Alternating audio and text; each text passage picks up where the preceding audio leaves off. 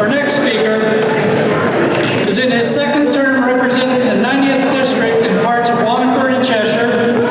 In the legislature, he sits on the Judiciary, Labor, and Public Safety Committees. He is also the Vice Chair of the Connecticut General Assembly Conservative Caucus.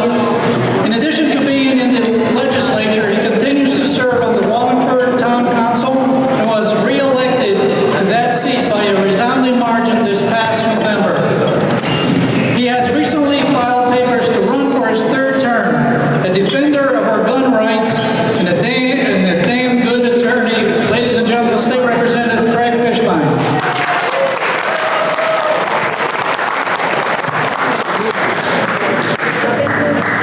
Thank you, Manny, and thank you, everyone, for coming this afternoon. I just want to first address some of the things that I had heard.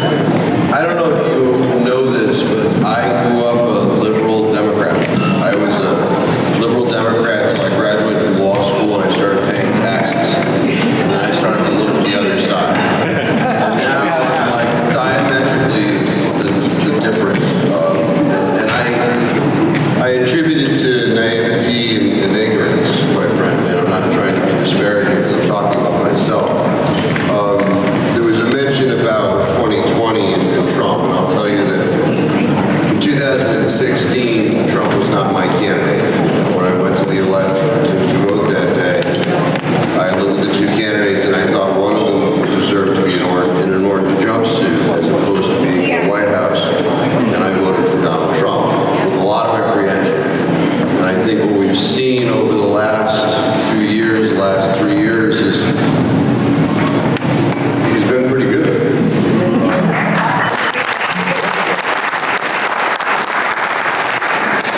He's put a lot of federal judges in, been very important, removed a lot of administrative regulations. I'm proud about this country, where we're going, where we are. Somebody mentioned education. It's very important to read. Read as much as you can. It's very important to learn about our history because our history is being eroded. You know, we take down statues of people that we grew up to learn to revere. And those are the things that happened in the Taliban in Afghanistan. I can't believe what's going on in this country. I was recently in Washington, D.C. for a week at the Federalist Society convention, and the last night that we were there, we were addressed by Supreme Court Justice Gorsuch, and he explained, you know, it was the week that the impeachment thing started, explained how difficult it is to be a conservative in this country. And he left us with these very powerful two words: be courageous. Above all, be courageous. Don't be afraid to be courageous. And what I wanted to tell you about today is about the courageous Connecticut General Assembly Conservative Caucus. And I just want to go over what we did this last year. We talked to you as a group a year ago, and since then, we have been a very active group in the legislature. We started in January with our legislative initiative, and we had 8 bills that we put in as a caucus. Our first was to repeal the compact for the national popular vote that had passed the session before. The next was to standardize language in municipal and state contracts of calling for the rights of workers to be able to opt out of the union.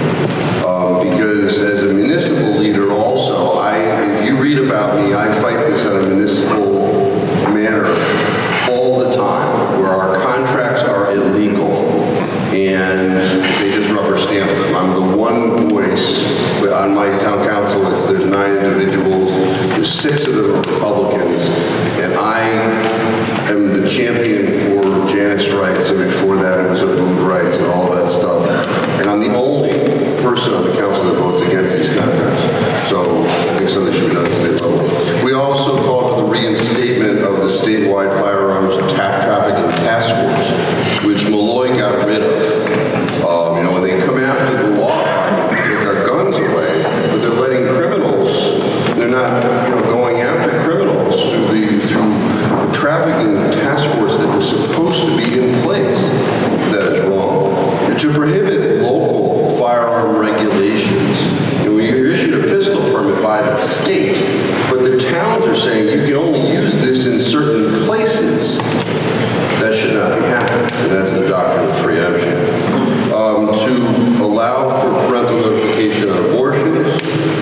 to require work requirements to engage in state benefit programs, to at least talk about and hopefully to employ some level of a school voucher system so that there is more choice with educating our children, and for the reinstatement of the death penalty. Those were the 8 initiatives that we undertook.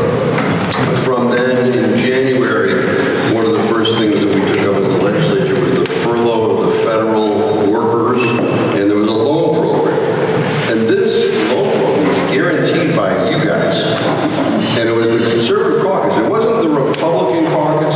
It was the conservative caucus that ran an amendment that day. Say, no, take government out of this. These banks want to give these loans, then the bank should guarantee it. The worker should guarantee it, you know?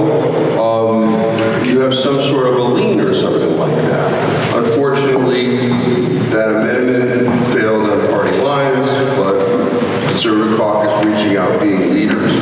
We also fought, we were right at the spearhead tip of fighting the forced regionalization of our schools, which you read about in the media. Into February, we fought against the soda tax, and you might have seen pictures of us in the newspaper. In fact, we got national coverage with the big gulp cups, which I'll tell you, leadership came to me that morning and said, we don't want you to do this. And I said, I don't care. We're doing it anyway. And we were right, because we got the message out. We came out strongly against tolls. We were right there in the beginning, recognizing the flip-flop by the governor, and issued press releases regarding that. As we got into March, we recognized that our new Attorney General was more concerned with things that don't affect our state, because he had gotten involved in a lawsuit involving the border wall. And we said to him, no, this does not affect Connecticut. It's 3,000 miles away. Do your job. Don't use your office to be political. We also, in March, we came out, the vaccination situation started to happen. And I think from the very beginning, we have been the only group very fervently in support of not only the choice whether or not to put a foreign substance into your child's body, but to expand that exemption, to allow for, because right now you have a religious exemption, to allow for any personal, moral, philosophical reason to not have your child vaccinated. We also, in committee, there's a few of us that are on the Judiciary Committee, and we fought the Show Your Permit bill, and explained and showed in various manners how that would be used for racial profiling. And while it did make it out of committee, it died. It never got called, and I think that had a lot to do with what we did in committee. In April, you heard something about, paid family leave passed, ultimately, right? But we as a caucus came and brought our own package. And we said, yes, we're in favor of paid family leave, but as an option. Don't mandate it as a government. Don't make everybody pay for this thing if they're not necessarily going to use it. So we worked with our staff at the Capitol, and we came up with language which would allow the insurance commissioner to develop a private package that an employer could purchase and give to their employees, or perhaps the employee could purchase if they wanted to use it. Get government out of it. And we were able to convince both the House and Senate Republican caucuses to adopt the Conservative caucus's plan. And that was ran as an amendment in opposition to the ultimate thing that passed. In May, we came out in support of the pregnancy service centers. I know Christina had mentioned there was a rally, and I believe there was 6 of our members that spoke at that rally. We also mobilized, and we had 12 amendments that we were prepared to run in opposition to that legislation. In October, we stood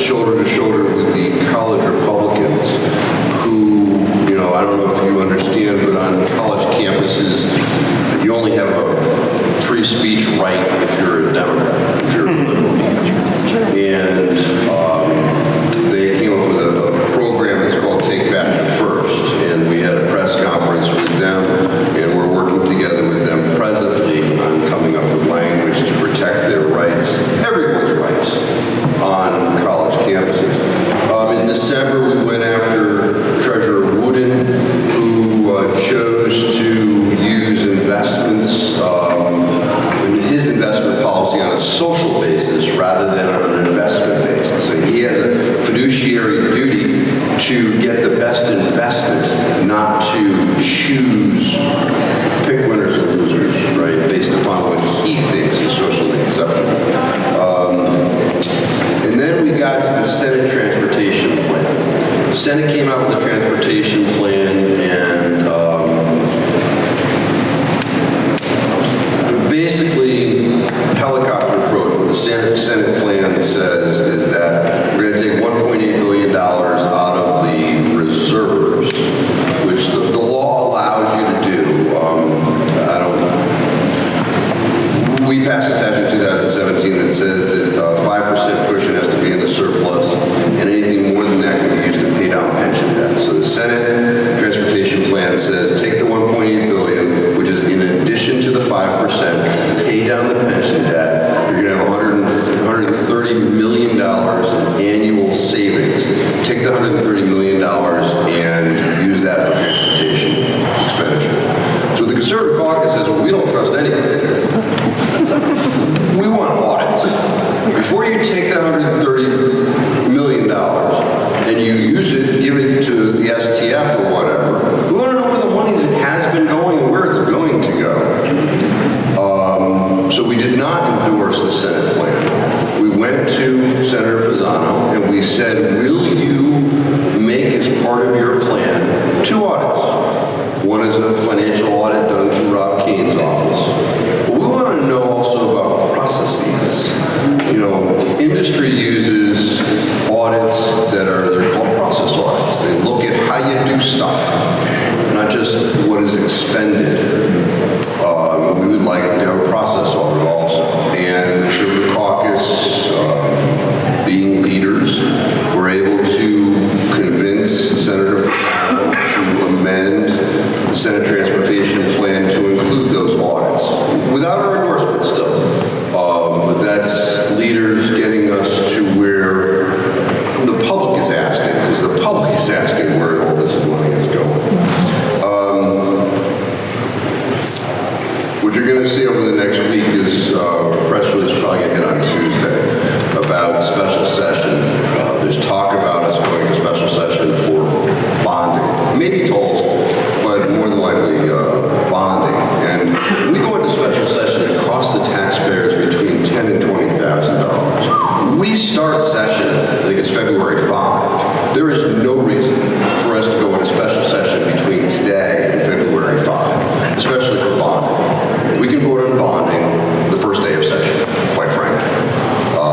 So, you know, once again, us being leaders in the legislature. You know, finally, I just want you to, we talked about coalescing with other groups here today.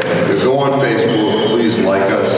It's CTGACC. Go on Twitter, please, you know, follow us. You'll see all our